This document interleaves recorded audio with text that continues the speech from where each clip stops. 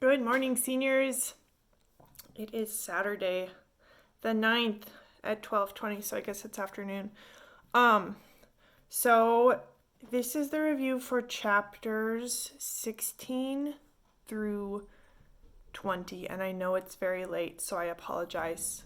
But if you have questions, you can go back and edit those questions for these chapters, and I'll be posting the next one tomorrow for the end of the novel. Wanted to apologize for getting this up so late. I sort of just checked out this past week. I've been feeling like I've been working a lot harder than a lot of my students for their learning. And I think that students should put in what they want to get out of school. So I've just been a little frustrated, not at you guys specifically, but at the whole situation of online learning. But anyway, we got to power through. We're almost done completely. You guys are almost graduated. So I'm also frustrated that I can't be around with you guys because it's always a really exciting time at the end of the year to be in senior classrooms when there's so few days left. So anyway, chapter 16, I read these a while ago, so this might be a little bit rough, but we'll get through it. So the creature has just, in chapter 15, appealed to DeLacy, the blind old man. We know that didn't go well. And he decides, hey, maybe I'll try again. I kind of understand what happened after his initial rage. But then he goes to find out that they're moving and just leaving completely because of him. And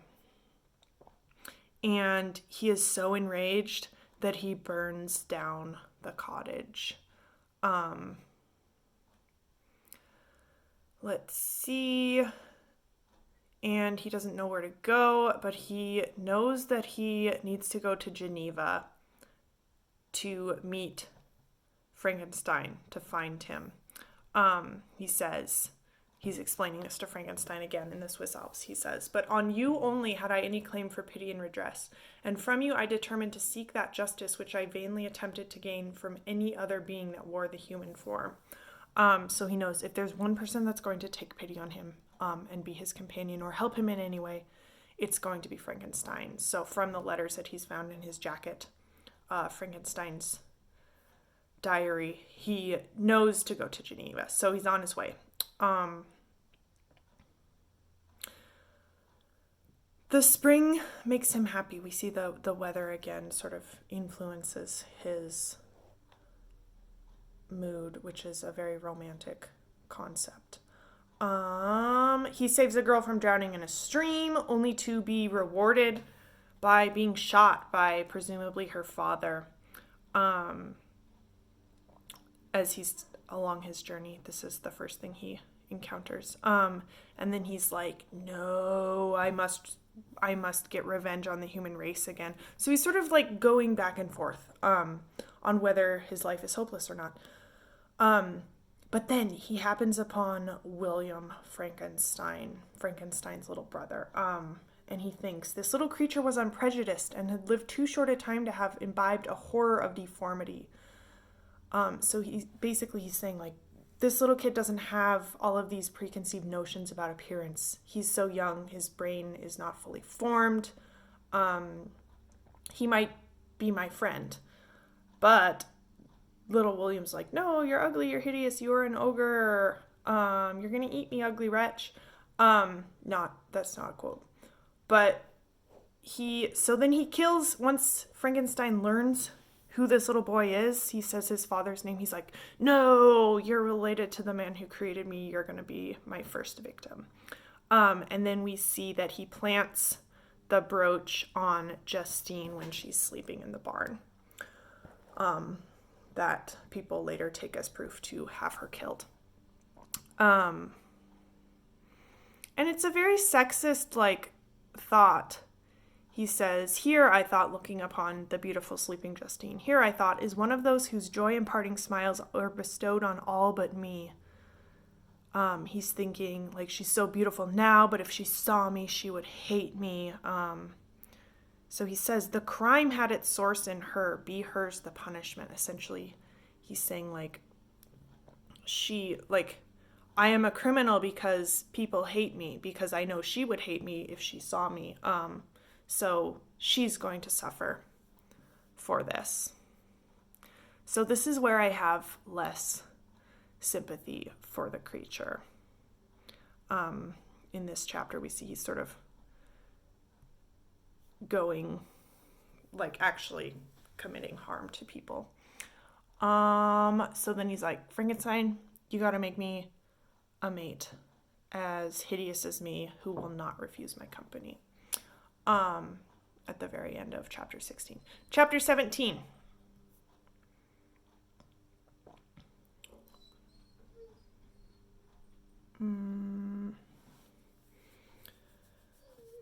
Yeah, he's saying, well,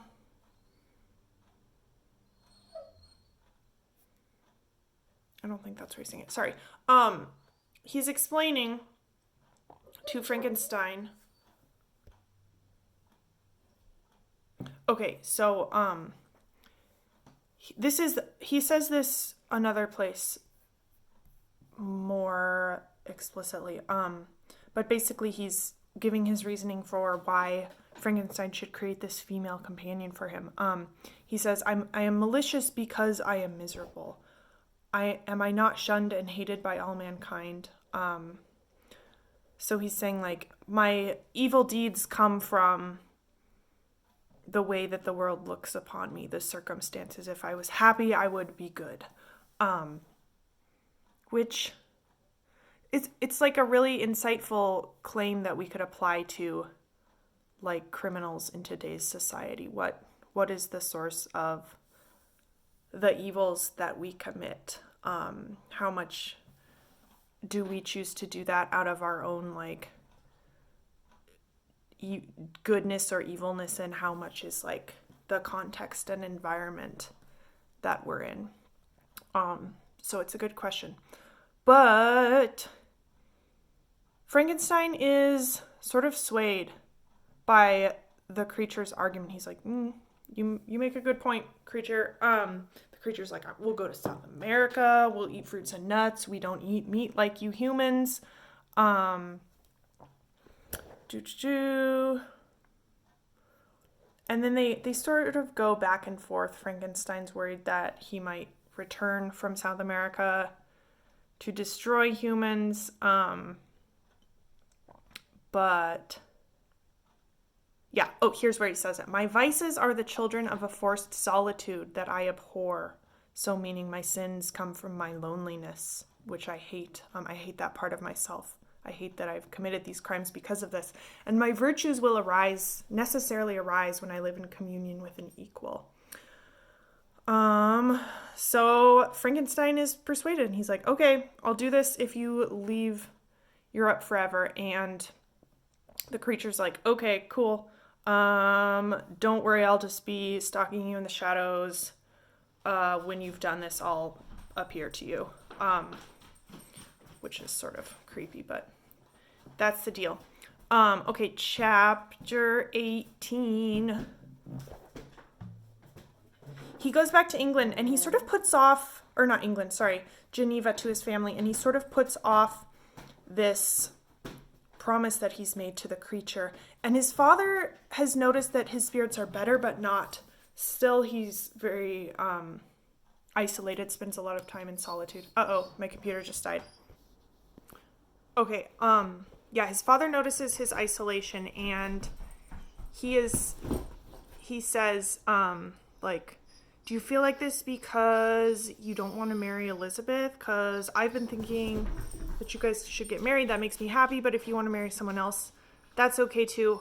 And Frankenstein's like, no, I want to get married to Elizabeth. And then his dad's like, okay, well, do you want to get married to her real soon? But he has this promise to fulfill to the creature. He doesn't explain the circumstances to his parents. or to his father. But, Bertie, do you mind? I'm trying to teach. He doesn't explain the circumstances to his father. Hi, baby. Yeah, you're cute. But he says, okay, I have to go to London, do some business. I can marry her after that, but I'll be gone for a few months to a year. So Elizabeth arranges to have his friend, Percy Clerval, go with him. And they set off. First they go to France, though. Oh, and it's interesting because Clerval's looking at France, and we see these two sides of nature. Oh yeah, he says, surely the spirit that inhabits and guards this place, France, has a soul more in harmony with man than those who pile the glacier or retire to the inaccessible peaks of the mountains of our own country. So he's thinking of those like awe-inspiring Swiss Alps that are almost mysterious and represent the sublime, that awesome power that's also dangerous within nature. So he feels more at harmony in France along the Rhine River. So then finally, there's this quote. He's contemplating, he's back sort of in real time talking to Robert Walton, and he's sort of mourning Clerval's death. Clerval is still alive at this point in the story. We don't know how he dies, although maybe you can guess. But he's sort of contemplating the nature of death. He says, and where does he now exist? He's getting all dramatic. Is this gentle and lovely being lost forever? Has this mind, so replete with ideas, imaginations fanciful and magnificent, which formed a world whose existence depended on the life of its creator, has this mind perished? Does it now only exist in my memory? So he's thinking this really beautiful contemplation of what happens when we die. Like, where do our thoughts go that are our world while we're alive? So another example of Mary Shelley's really beautiful writing. Okay, chapter 19. They go to London. Then they make their way to Scotland, but they stop everywhere in London on the way there. And he makes a metaphor. This is a question. He says, but I am a blasted tree. The bolt has entered my soul, and I felt then that I should survive to exhibit what I shall soon cease to be, a miserable spectacle of wrecked humanity, pitiable to others and intolerable to myself. So he's saying, I used to be happy, but now I am that tree that was struck by lightning that discouraged him from science for part of his youth. And then he is comparing himself to the monster here, saying they are one and the same. I felt then that I should survive to exhibit, so I'm going to live to create, right? We know what he's creating, another monster. What I shall soon cease to be. So he's thinking about his own death, and what he will create and what he is now is a miserable spectacle of wrecked humanity, pitiable to others and intolerable to myself. So sort of a complicated but very eloquent metaphor that he is the monster is him, thinking about his own death, comparing himself to the tree. A lot going on in that quote. They're traveling through London, and I can't help but think that Mary Shelley's own life with Percy Shelley, her husband, and Lord Byron has some relation to all of these sites she's relating in this chapter.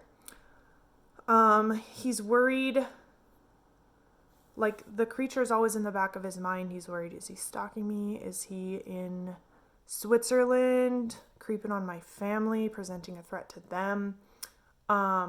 Finally, they go to Scotland, and he goes to the Orkney Islands and stays on one of them, there's some islands north of Scotland, in this just really rundown thatch that is described, and that's a question for you guys. And he starts his work, and he's sick about it. My heart often sickened at the work of my hands, he writes, but he's in isolation, creating this she creature. Okay, chapter 20. he suddenly stops his work and he's like, oh crap, what am I doing? Because he's thinking through the consequences of this. He writes, she might become 10,000 times more malignant than her mate. She might refuse to comply with a compact made before her creation. Because remember, the creature was like, we'll stay in South America. But he's like, what if she doesn't want to stay in South America? She didn't make this promise. She also might turn with disgust from him to the superior beauty of man, leaving the creature sort of forlorn again and grieving and angry. They might have children, and a race of devils would be propagated upon the earth. And then he's thinking farther into the future. He's like, I don't know what will happen. Like, what if I become synonymous with the downfall of the existence of the whole human race? So he's really spiraling here. And you'd think he could just maybe create her without reproductive organs since he's making her. But what do I know about creating humans or subhumans? He's making this creature, thinking these thoughts, worrying about these things. And Frankenstein's like, the creature like pops up in the window with this ghastly smile. And Frankenstein sees him and he's like, oh God, what have I done? And he tears up the female creature that he's creating, who's not yet alive, but still kind of a gruesome scene to imagine. He walks back and he's like, oh God, it looks like I ruined a human. The creature sees this, remember, because he's like smiling in the window, and then he screams, he's like, oh no, and he runs away. Later he comes back and he's like, did you break your promise? Like, he did break his promise, clearly. But he says, remember that I have power. You believe yourself miserable, but I can make you so wretched that the light of day will be hateful to you. You are my creator, but I am your master. Obey. So basically he's like, I will ruin your whole life if you don't make this creature that you said you would make. You promised me. Frankenstein is unmoved this time by the creature's arguments. And the creature vows revenge. Revenge, henceforth, dearer than light or food. I may die, but first you, my tyrant and tormentor, shall curse the sun that gazes on your misery. And he says, I shall be with you on your wedding night, which Frankenstein interprets as the hour that I should die. So Frankenstein's like, he's going to kill me on my wedding night. And he thinks of Elizabeth mourning his death, and he's like, I can't take it. But he leaves the island. He takes the remains of the creature. He gathers them in a basket with a bunch of stones and drops it in the ocean. He gets a letter from Clerval right before he drops him in the ocean that asks him to leave the island. So on his way, this is where he drops him in the ocean, the remains.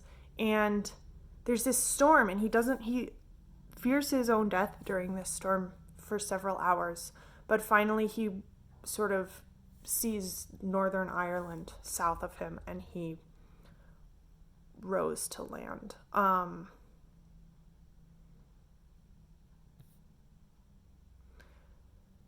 And the people there, he's like, finally I'm safe, and he's not greeted very friendly by the people. And they take him to this Mr. Kerwin, because these people suspect him of a murder that has just taken place in this community the last night. So now Frankenstein's like, I have to stop because this is the worst part. Like, I'm getting to the worse and worse parts of this story. So that's the end of chapter 20. And we have one more section, chapters 21 through 24, which I will post tomorrow, if not tonight. Okay. I guess that was as long as they usually are, which is longer than I planned. Hopefully that was helpful to you guys. Even though it's late, you can go back and change your answers, but hopefully you have a better understanding of the story now for whatever we end up doing for our very last assignment for Frankenstein. Okay, see you guys later in virtual reality. Okay, bye.